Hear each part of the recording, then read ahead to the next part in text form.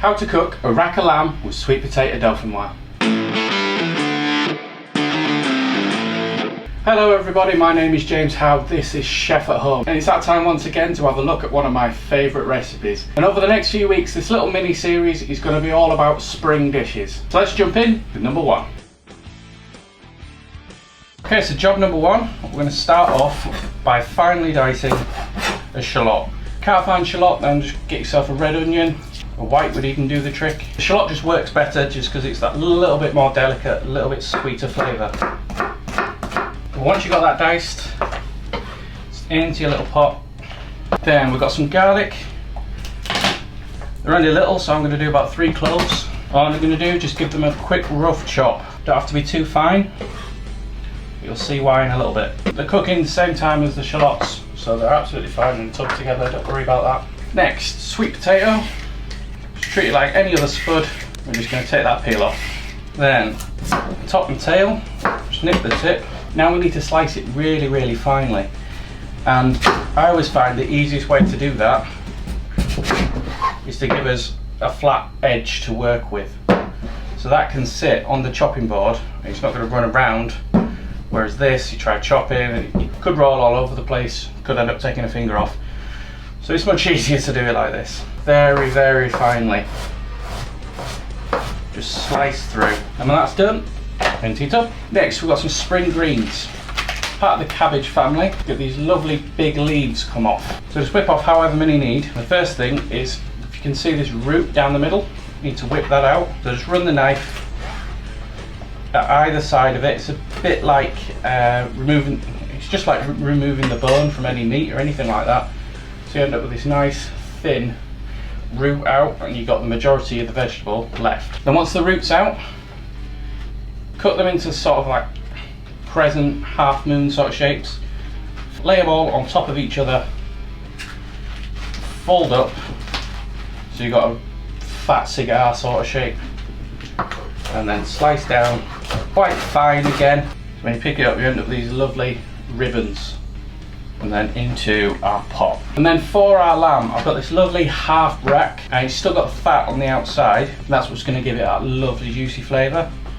So with the tip of the knife, we're just going to score down the skin in like a crisscross fashion. So if you picked it up and pulled it to the outwards slightly, you can see the gaps coming through. You can see that it haven't gone too deep. If you've not cut the meat, you just scored the skin. So that's going to help the fat render down, so you don't get that horrid chewy fat at the end. That's undercooked, and it also helps the meat cook evenly. So the meat at this side would cook a lot quicker than the meat at this side without that scoring. So you'd end up with a very uneven piece of meat.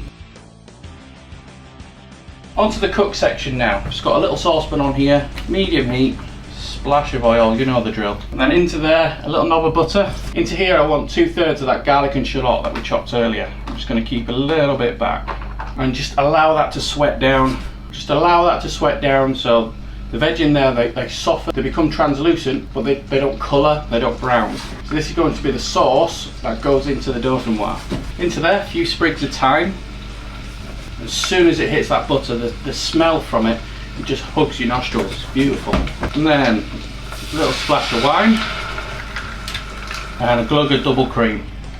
So we're going to infuse that cream with all this lovely flavour that's going on in the pan. So we're going to bring that up to the boil. As soon as it gets to the boil, switch it off and just leave it to settle for about 20 minutes. Now if you just want to make up a tray of dauphinois and then just put out or spoon out your portions, fair enough. What I'm going to do is I'm going to do them as individual portions. Now you could do it in a ramekin, or just because when I plate it up I want to be able to take it out of the pot easily, got a little metal ring, I'll just wrap some foil around the bottom just to encase it. But that purely is just me doing some chefy bollocks and wanting it to look a bit pretty on the plate. There's nothing wrong with doing it in a pot or doing it in a tray. So the job now is to do one layer at a time. Some of the sweet potato in the ring, a little bit of salt and pepper. I'm going to do this to each layer and then spoon over some of that infused cream. And it's just enough to coat it, it's not so much that it's drowning. And then once you've done one, just repeat until you're all the way at the top. So now that is ready for the oven. I'm going to cook this at 200 Celsius for around about 30 minutes. Switching gears then, I've got my lamb. Over the top of that skin, a little bit of oil. Just massage it in a bit, just to make sure it's fully covered up. And then a little bit of pepper. And just a tiny bit of salt. Lamb I find is quite a salty bit of meat, so it doesn't need a lot of salt. This is purely just to help crispen that skin. So saute pan on, nice and hot, and the lamb skin side down into the pan. You don't need any oil or anything like that in the pan, because it's already on the meat. So we're just going to let that brown over 3-4 minutes. So once the skin's got a lovely deep colour, you need to seal all the other edges. So just turn it over, just hold it for about 30 seconds. And do the same with all the other sides. And when you've gone around all the sides, knob of butter into the pan. With the butter melted, just give it a tilt and then baste over the top. This is just going to help tenderise the meat. Don't worry about the undersides of the bones. They're still going to be a little bit pink, but the oven's going to take care of that, so I wouldn't worry too much. Then when you're ready, just place your lamb onto an oven tray. And it can go into the oven. It's going to take around 15 minutes to get a lovely medium rare. Now in this pan we've got a lot of juice left over, so we're going to deglaze that with a splash of white wine. So that should bring up the bottom of the pan to be almost clean now. So there's lamb juice in there, there's wine in there, there's butter in there. We've got the basis of a really good sauce. So what I'm going to do is put a little splash of water in it. I'm going to leave that at the back of the hob, just simmering away on the lowest light. So that's going to slowly reduce and create our sauce. In the final few moments, I'm just going to finish off my greens. So, tiny bit of oil. And we're going to use the shallots and garlic that we kept back earlier to help season these greens and marry them into the dish, so it's not just a veg on the plate, it's got purpose.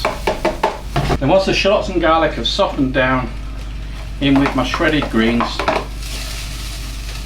Just let them soak up that flavour, a little bit of salt and pepper. Now with everything on, just about ready to serve. Alright, so my dauphinois is out. My lamb has been resting for about 10 minutes. I'm just going to flip that over. So now I can see where all the ribs are. And just glide my knife down. So now I'm going to pull my knife away. It's a lovely medium rare lamb. If you want it cooked more, then just leave it in a bit longer. It's as simple as that. Roughly 5 minutes for every temperature. I'm going to move that lamb out of the way for a second. I'm going to remove my dauphinois and use the power of a gazunder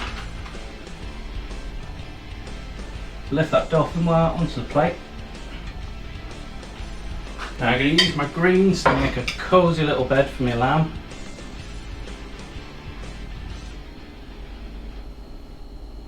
And then over the top, and then finished off with the sauce made from the lamb juice. Absolutely stunning spring dish. Roast rack of lamb, spring greens and sweet potato dauphinois. Hope you enjoy eating it as much as I've enjoyed making it. If not, a hell of a lot more. But for now, thank you very much for watching and I'll see you next time.